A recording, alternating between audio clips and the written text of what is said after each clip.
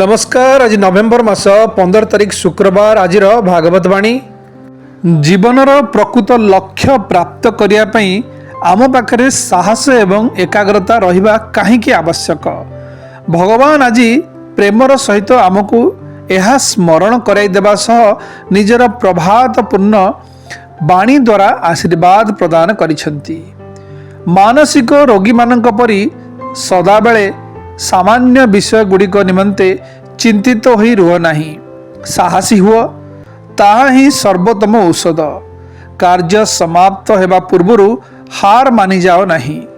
दीर्घ जीवनर कौनसी मूल्य नहीं। जदि तुमे जीवित रुह, एहीपरि एक समय आसीपारे जेतेबेले मते नहीं जाओ एवं यही पीड़ारु मते मुक्ति दियो बोली भगवान को डाकिब। एहीपरि कि मते हतादार करी अन्यान्य भाग्यवान लोक मानकु मृत्यु रूपक आशीर्वाद प्रदान करुछ बोली तुमे भगवान को निंदा करि पार।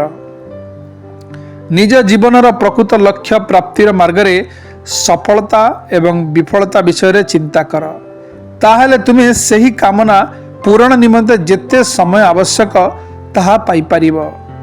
दृढ़ अभिलाषा पोषण कर, तुमे सफलता पाइब। मन रख, तुमे निश्चित भाव विजयी हेब। सेथिपाई तुम मानकु आह्वान करा जायछि एवं तुम माने सही आह्वान को स्वागत करी मो पाखकु आसीछ।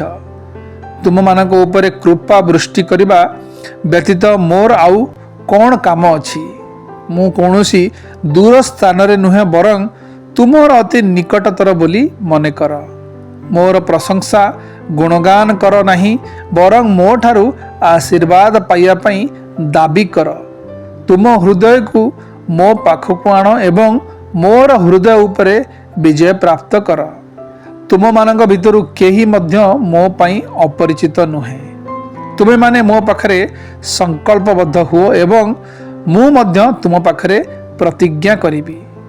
तुमर प्रतिज्ञा शुद्ध और निष्ठापर कि नुहे ताहा प्रथमे देख।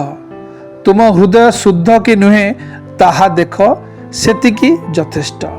भगवान सर्वदा मनुष्यर चेतना शक्ति भावरे ता भितरे जड़े सहयात्री एवं मार्गदर्शक भावरे रही थांती। शुभ सकाळ, दिनटी आपणकर मंगलमय हो।